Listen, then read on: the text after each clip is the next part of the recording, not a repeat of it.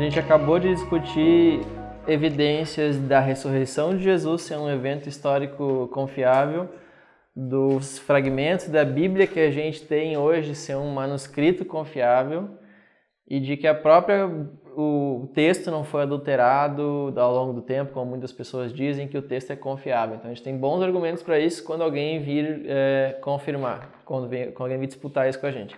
Agora na página 15 a gente vai conversar sobre um problema que é que ele pega bastante para as pessoas, tanto na questão racional quanto na questão emocional, que é o problema do pluralismo religioso. Que é a ideia assim, existem várias religiões no mundo. Quem já viu aquele vídeo do Porta dos Fundos, Deus? Tem aqui o link. Que aí esse vídeo é engraçado, é o cara fazendo piada com essa ideia, assim, é o Rafael Infante, humorista, tipo, a pessoa morre, ela, pum, aparece no além, assim. E aí aparece um cara alto, assim, do lado dela, que é tipo um vestido que nem índio, assim, e tal, e ele sacode, assim, as pulseiras e... Isso, aham.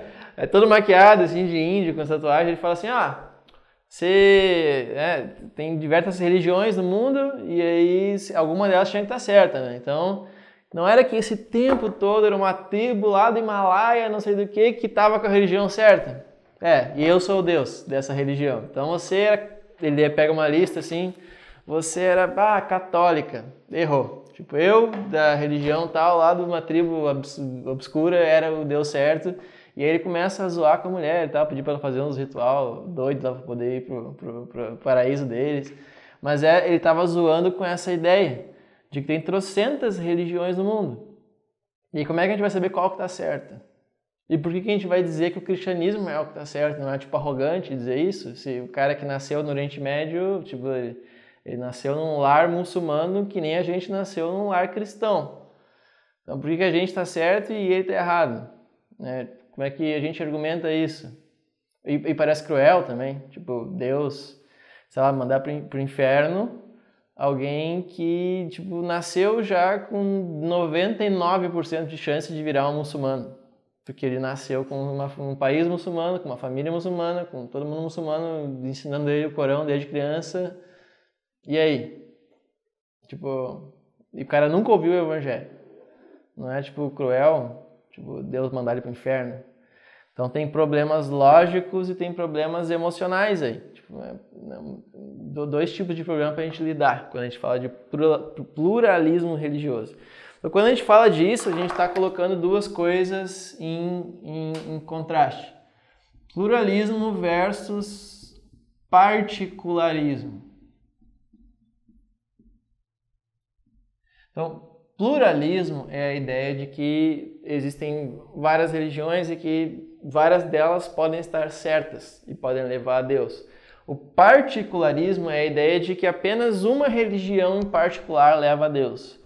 O cristianismo ele é particularista. A gente acha que só a nossa religião especificamente é que leva a Deus. Então, muita gente vai argumentar que pela existência de várias religiões, tipo, a gente não pode defender que o cristianismo é a única certa. Isso principalmente depois das grandes navegações, explorar e conhecer o mundo, colonização, globalização, a gente tem muito mais acesso às outras culturas do mundo e a gente descobriu muito mais crenças, religiões, ritos e culturas diferentes. E aí isso abalou um pouquinho essa ideia de que o cristianismo meio que dominava o mundo. Assim. A gente viu que tem muito mais crenças e religiões no mundo do que só o cristianismo. E na universidade também teve muitos trabalhos acadêmicos sobre isso. Então, a ideia é a gente defender que o cristianismo é verdade e não é cruel em frente às várias religiões. Então, qual que são os argumentos que o pessoal usa contra o cristianismo, tá? Em relação a pluralismo? Um é o argumento contra o homem. Quando a gente fala em lógica, argumento ad hominem é o argumento não contra a minha ideia, mas contra a minha pessoa. Então eles vão dizer que a gente é arrogante por falar que o cristianismo é a única verdadeira. Tipo, quem é tu, Douglas? Para dizer que o cristianismo é a verdade e os outros estão errados. E eu tenho a minha verdade, tu tem a tua, como é que tu vai dizer que eu estou errado? Entendeu? No mundo pós-moderno, tipo, isso pega mal. Então eles vão dizer que a gente é muito arrogante, em querer dizer que a gente está certo e o resto do mundo está errado. Só que, tipo, a gente ser arrogante por dizer que a gente está certo e o resto está errado, e entre nós estarmos realmente certos, tem uma grande diferença. Tipo, pensa no Covid, que estava rolando agora. E pensa que o médico que descobriu a vacina do Covid é um cara muito nojento.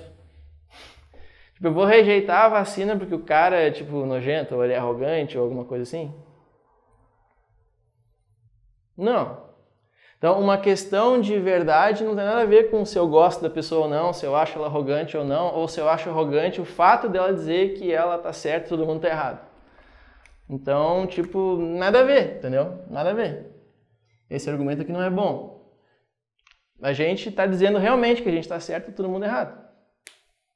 E isso não quer dizer que a gente possa estar certo mesmo, entendeu? Então, isso é uma coisa que o pessoal fala, mas que, enfim, na nossa sociedade pega mal, mas a gente tem que dizer mesmo.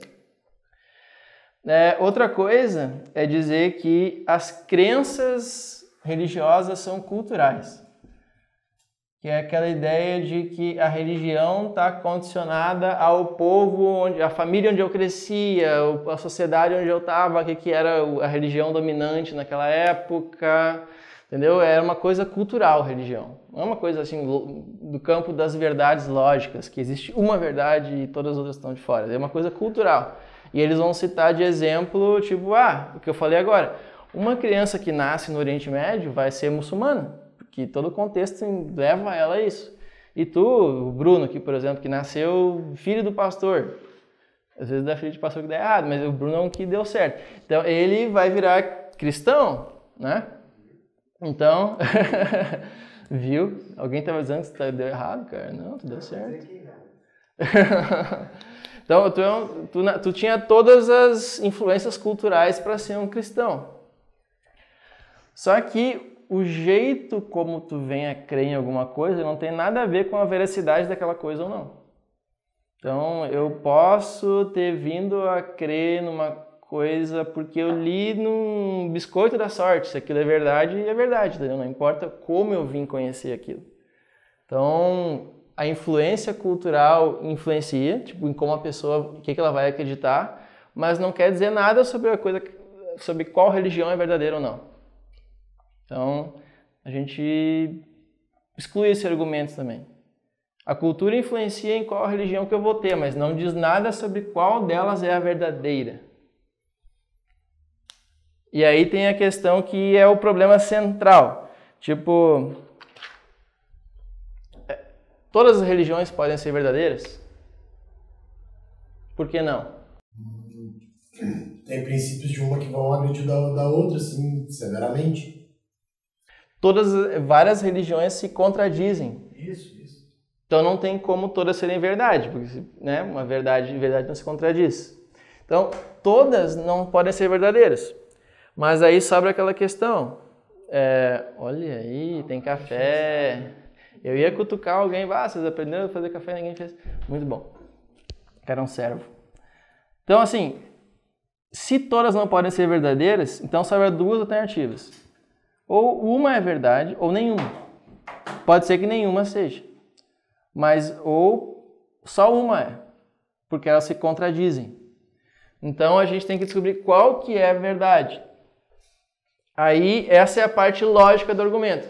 Aquilo que a gente falou antes sobre Jesus, as evidências históricas da Bíblia, as evidências históricas dos manuscritos, a evidência de que Jesus existiu, que ele morreu, que ele ressuscitou, são tão fortes que por Jesus a gente argumenta a veracidade do cristianismo. Outras religiões não têm uma figura histórica que promete ser o Deus encarnado com essa confirmação histórica que o cristianismo tem.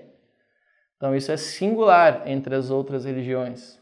E por aí a gente defende que, dentre as religiões que podem ser verdade, a nossa tem esse fundamento bem mais sólido. E no lado mais filosófico da religião, a gente tem o cristianismo como uma religião com uma proposta diferente da maioria também. A maioria das religiões, ela opera por uma lógica de karma. Vocês já ouviram essa expressão? Karma. Aquele negócio tudo que vai e volta. Você equilibra uma balança imaginária de boas e más ações. Tipo o negócio do espiritismo, você faz más ações e você reencarna mal. Você faz boas ações, equilibra, faz mais boas ações, você vai melhorando. Então, a maioria das religiões, elas operam por esse princípio de tudo que vai e volta, do karma. O cristianismo é singular no sentido de graça. Tipo, você não merece, você recebe um presente. Você tem a sua conta limpa. Essa ideia da graça é uma ideia singular do cristianismo. Então, tanto historicamente a gente tem essa confirmação de Jesus Cristo, quanto no lado mais filosófico assim, do cristianismo, a gente tem essa ideia da graça como uma coisa que diferencia o cristianismo das outras religiões. Faz sentido essa diferenciação?